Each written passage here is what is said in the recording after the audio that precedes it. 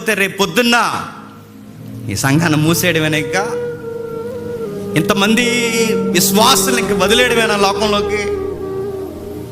రేపొద్దున ఇదే తీవ్రత ఉన్న నాయకులు లాంటి మీ వెనకాల మరొక శిష్యులు లేరు సార్. బాధాకరమైన విషయం, ఒకరోజు నేను సేవకుల సదస్సుకి వెళ్ళాను మండపేటలో. సార్ పేరు ఏం పేరు? ప్రసాద్ పాల్ గారు.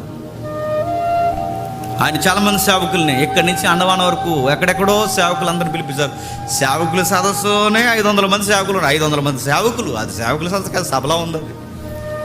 అంతమంది సేవకులు వచ్చి కూర్చున్నారు. అందరి మధ్య నేను చిన్నవాడిని, నా ముందు పెద్ద ఆయన వాక్యం మాట్లాడుతున్నాడు. ఆయనకున్న తగ్గింపుని బట్టి దేవుని స్తుతించాను. ఆయన ఒకరోజు చమత్కారంగా ఒక మాట అన్నాడు, నాకు భలే నచ్చింది.